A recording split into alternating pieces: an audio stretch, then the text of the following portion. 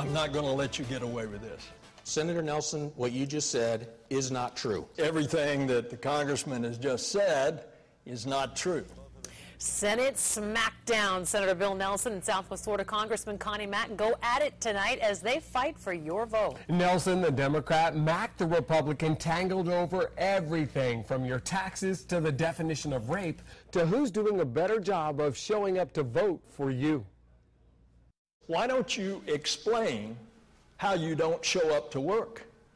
Why don't you explain how this year you have one of the worst voting records? I have missed one vote this year. You have missed 178.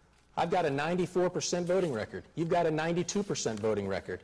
Why don't we ask him why he takes 2 homestead exemptions, which is directly contrary to Florida's Constitution? Mack repeatedly trying to tie Nelson to the president so many times, the senator turns it into a laugh line. They want you to look them in the eye and tell them what you're going to do for them instead of what you're going to do for Barack Obama. Senator, 30 seconds. Is that the only line that you have memorized? Mack going after Nelson's votes. If you voted for higher taxes 150 times, it's time for you to go. Nelson hammering Mack for voting to partially privatize Social Security, and he voted to cut Medicare by taking away the guaranteed benefit and replacing it with a voucher. Congressman Mack voted to redefine rape as forcible rape.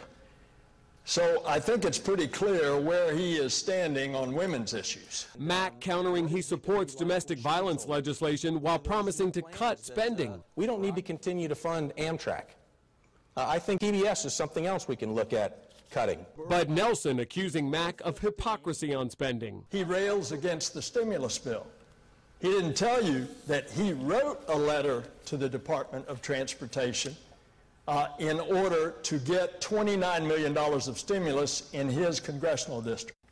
Mack criticized Nelson for agreeing to military spending cuts when he voted for a bipartisan compromise plan to raise the debt ceiling last year. Nelson said when Mack voted against that plan, he showed he was willing to let America, quote, go into default and not pay its bills. You can find out more about what each man said tonight, their records and their promises to help Florida's economy right now on fox4now.com.